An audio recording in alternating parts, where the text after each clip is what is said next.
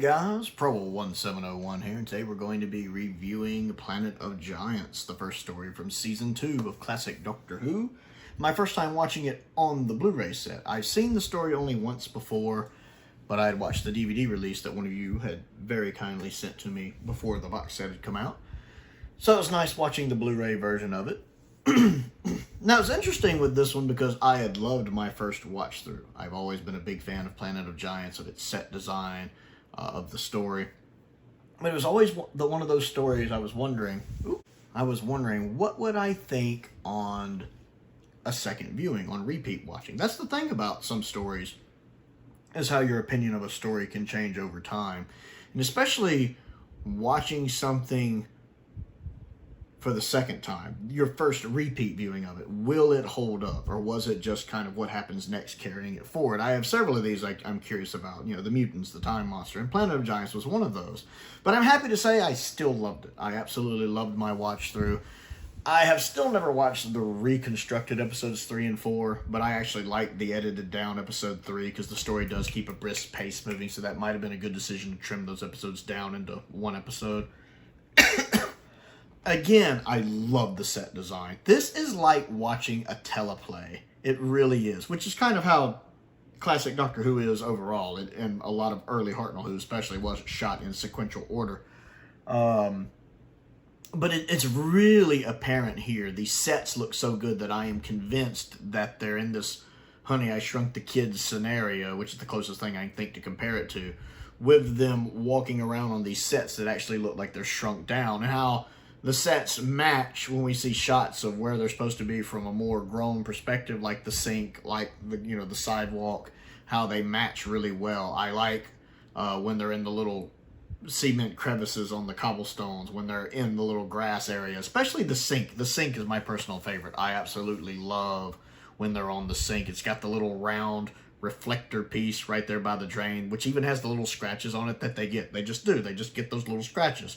It sells it. The chain going to the plug. I absolutely love that sink set to pieces. I love it.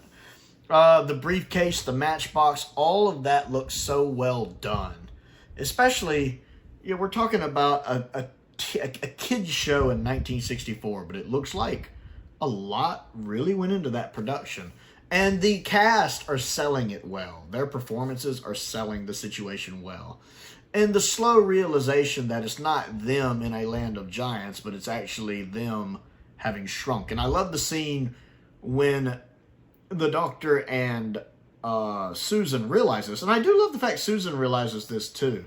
That Time Lord intelligence clicking a little sooner than the human intelligence. Because Susan just doesn't get enough time to really shine in the show. But she does here.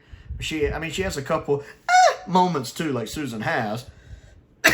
But I do love the fact she realizes it quick, just like the Doctor does, and how the scenes intercutting between Susan and Ian, and between the Doctor and Barbara, because they're split up at this point, and both of them realizing what's going on, and it's cutting between them as Susan and the Doctor are explaining to Ian and Barbara. I really like the way that's shot and done. The cliffhanger with the cat's pretty cool. The cliffhanger with the sink is pretty good. I like that. I like how it kind of turns into a Perry Mason episode when the one guy murders the other guy. I still stand by that, because that does run for a second. It's interesting how this episode works so effectively with such a small cast, because there's only around 8 or so people in it. It's not that many, 8 or 9. It works very effectively. I would have liked to have seen a little bit of an extended ending with the cop catching the Doctor and the businessman. It just kind of ends there with, y'all have got some explaining to do. I would have liked to have gotten a little epilogue for that. But it's a nitpick. I do like the fact that we really get two kinds of villain here. We have the one villain who's obviously a bad person, who's driven by greed and money. I mean, he's not like evil in the true sense of evil, in the sense that like Sutek or something, or the Daleks. But he's still evil and bad in the sense that, he's greedy, has no scruples, and he's all about the money. Whereas the other guy is that guy who's he's also a bad guy. The scientist is a bad guy, but he has the best of intentions. He hates that somebody got killed, but he's helping cover it up. and sacrificing his own morals because he thinks it's for the greater good. He thinks that one death that will be offset by all the lives he'll save with his experiment. All the people going hungry in the world that he can save. And the realization on his face at the end when he sees that everything died. And he's like, everything's dead. It's killed everything. That the actor sells that with the looks on his face. I really like the actor playing the scientist. He really sells what he's doing with the expressions on his face a lot. That he doesn't like the situation, but he thinks it's for the greater good. So you really have those two different types of villains. A more kind of 3D fleshed out one and a more two-dimensional money-grubbing businessman type. Although I do like the fact that the lady on the phone realizes it's not really Pharaoh and sends the cop down there. It's really nice how that all ties in. But there are a couple other little parts in there. Like, oh,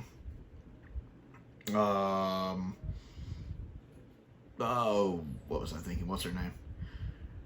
Now, Barbara not telling the rest of them that she had touched the incesticide seems kind of weird. That kind of gets drawn out a little too long. I figured somebody would have caught on to that. Either Ian would have caught on to that, or the doctor would have caught on to that. And you do see them looking concerned, especially when she goes to get another little cat, and the doctor is looking after her like he knows something's wrong.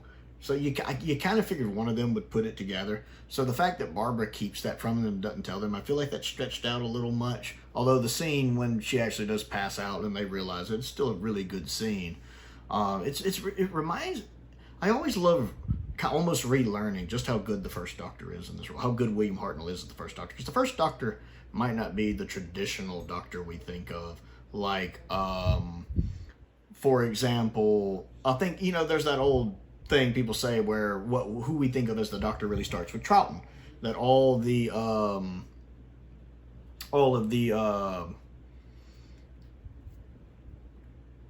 I don't know what the words I'm looking for is. All of the mannerisms that we really think of, that we associate a lot of time with part of the Doctor's core character, really starts with Troughton.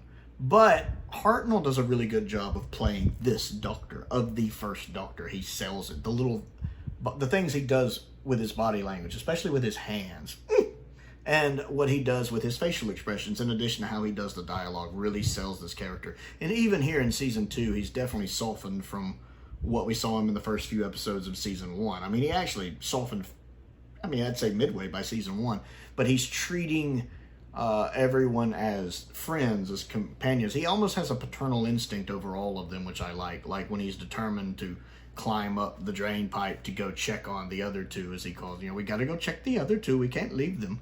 I do like that. It's a shame that some people really have that impression that the first Doctor is just the grumpy old man, like he kind of is maybe in the first couple stories. But he's really a different character by this point. He's really softened. He's really gained more of a humanity to him here. And it's really nice to see just the compassion he has, even for not just Susan, but for Ian and Barbara by this point in their journey here at the beginning of season 2. Yeah, I really enjoyed this one. It was such a fun rewatch. I really like Planet of the Giants. It's a very underrated story. It's not one you hear talked about a lot, but I like it. I feel like the cast are doing a good job. I feel like the sets are really good. I feel like the writing is really good. I feel like the directing is really good. It's another one of those stories to me where everything kind of comes together in that perfect storm of things I like. And it almost has a fantasy element to it, being in this land of the giants. Even though it isn't that, it has that feel to it. Even though the reason why they're in that situation is a technological one, a sci-fi one, because something went wrong when the TARDIS was materializing. So we have a scientific explanation, but it still kind of has a nice fantasy element to it. And I kind of like how those two things merge together.